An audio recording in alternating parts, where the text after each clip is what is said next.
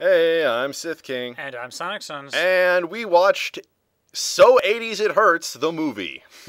Also, we're the Rambling Reviewers, and the actual title of the movie is The Last Starfighter. Cult classic and favorite.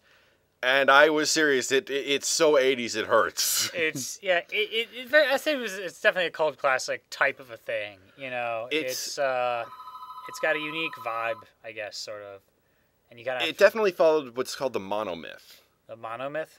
Yeah, it's the idea that all over the world, people have, since the dawn of time, been telling the same story over and over again and just in different patterns. One of the most iconic examples of this is Star Wars. There's a hero who is born of who has humble beginnings.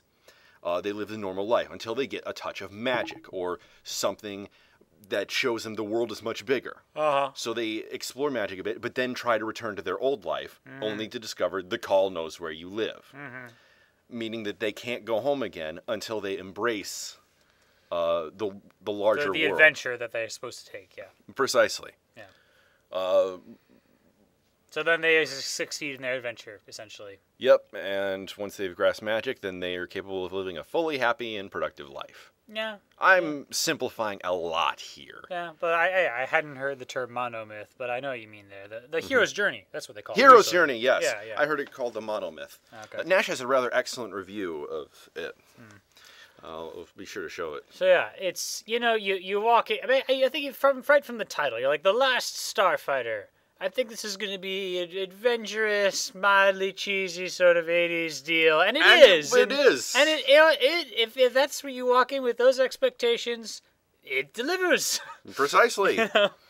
And you know, it's not, you know, like, I would say, like, Back to the Future is so much more of a classic. Oh, and this yeah. is like, okay, you know, 80s thingamajig, I get it. I can see why this has fans and has been remembered for years. Yeah.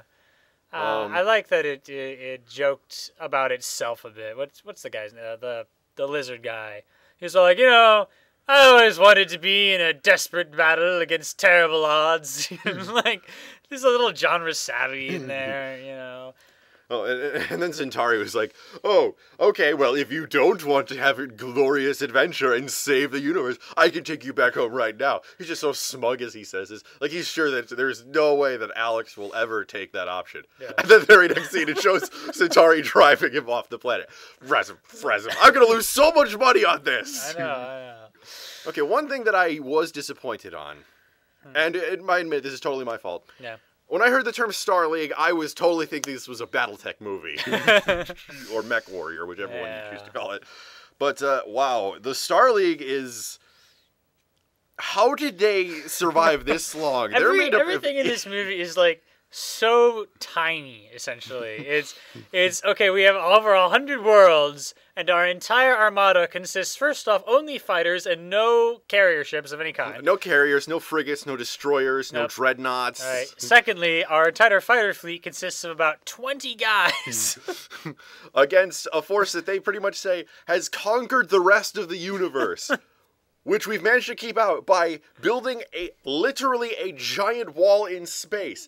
Basically, this is a structure that puts Dyson shells or Dyson spheres to shame. Yeah. Okay, essentially, you have the ability to construct Dyson shells. Why are anything a problem? You are pretty much a god amongst aliens. Yeah. You know, I think this just might be the most triumphant example I've ever seen of the sci-fi writers have no sense of scale trope. Oh, yeah. And I'm sure that's enforced by their budget, but I'm just saying, like, yeah, no sense of scale.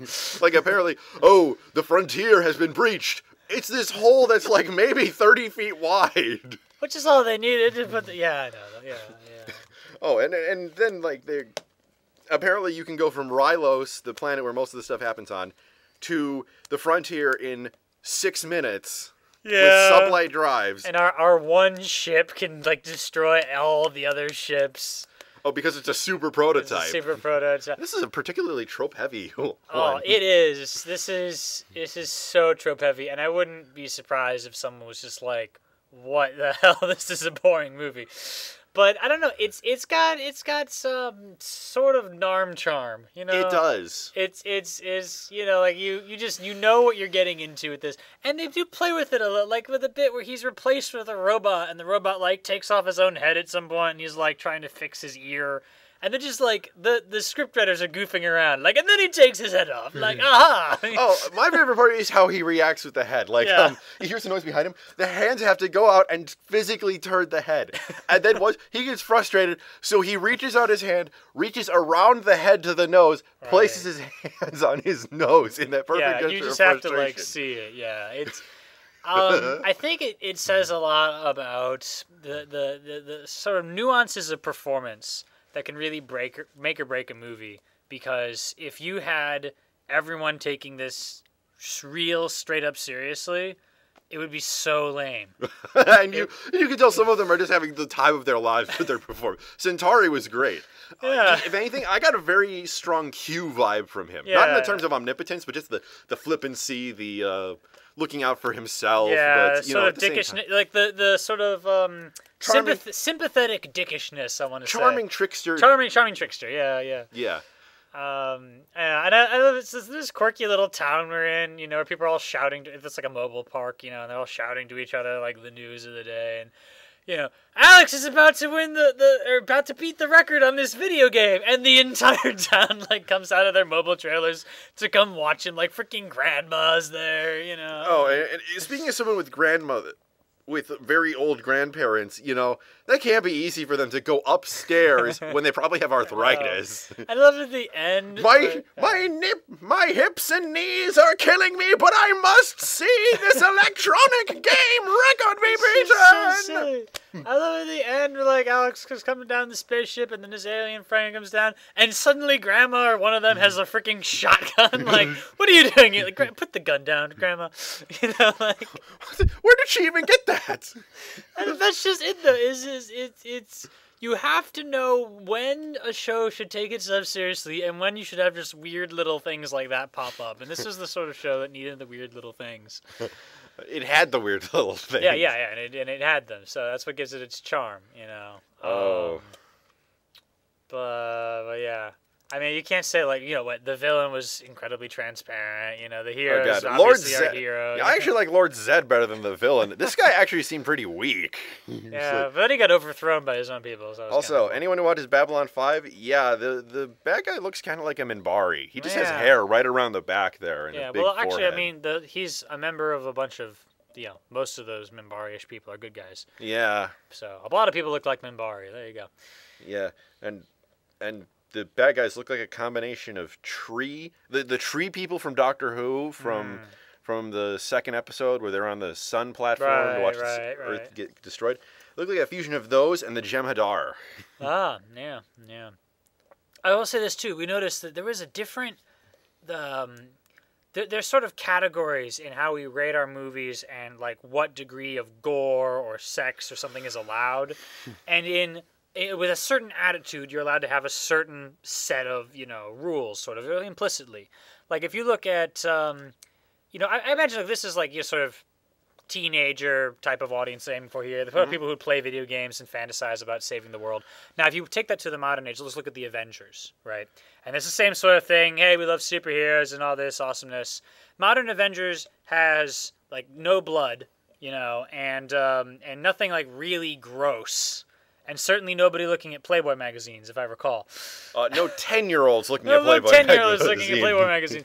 And then here we are with a very similar feel, like, hey, we're going to save the world, whatever type of deal. They show a spy get tortured to death on a main screen. This like red light zapping his brain to death, and then this kid is like, where's Miss June? And he's looking at Playboy, like, and then this guy a guy gets stabbed, and then another guy gets shot. Well, no, and the real thing was the beta, when, like, you first, oh, God. It comes out from under the covers, and you're like, oh, God, like, That amount of disgust is not allowed in a movie of this tone. It's nightmare. It's as if a Borg had sex with a mannequin, and yeah, pretty much. I'm glad it turned into a regular Alex later on. I was hoping it would survive. He hit the.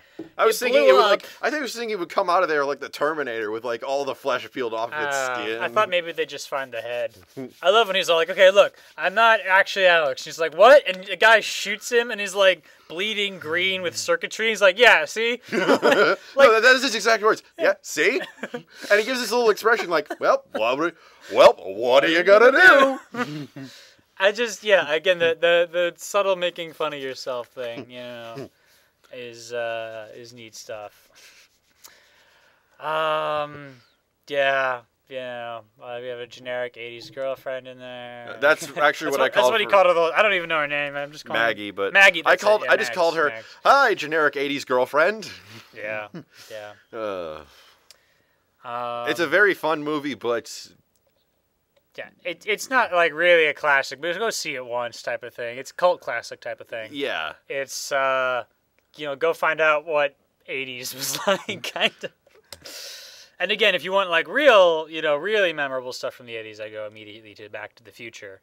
Because that played with everything. They didn't have their transparent villain. They didn't have a villain at all. Back to the Future. They were like really messing with stuff. Yeah. It was very well done. Oh, heck, when was Wrath of Khan released? Was that 82? I don't know. No, I'm not sure either. But that was really See, good. there's a show that was taking itself seriously, which is fine because each show has to know what it's doing. This was the charm show. Wrath of Khan was the I could die type of show, and Back to the Future had this sort of. It was really fun how they did that because it was funny and adventurous at the same time, and they didn't have to mock themselves exactly. They were just doing something else. Freaking Christopher Lloyd is awesome, and he is. You can hardly imagine Back to the Future without Christopher Lloyd. Like, who else is going to do the Doc and freaking just that amount of expression all the time? He talks like a friggin' Solarian. He's just like, okay, Marty, we're going back to 1955, so we can make sure that your parents meet, and so that you were born, and that you and your siblings are born too. And now we're going to do it because we only have a few hours left. Go! More or less. But yeah. And he talks like that the entire movie. He is. Yeah, we should do a Back to the Future review later sometime. Retrospective on the whole trilogy. But yeah, it's just good old charm type of stuff. Pretty much all I have to say. Yep, it's not like there's a lot of complex plot analysis here to do, guys. There's not like a lot to delve into. That's the whole point. Yeah. This is actually kind of a change for us. I mean, the last review we did was one of the Legend of Korra. We did 2 episodes of Legend of Korra. We talked for over half an hour. Now we're like capping out at 14 minutes. We ran out of stuff to say. It's really not that complex of a movie, but it's fun. It knew what it was trying to do, pretty much. That's the thing to learn from this. Oh, yeah. So, yeah. Oh, yeah, well, okay, I'm Sith King. And I'm Sonic Sons. And we're signing off.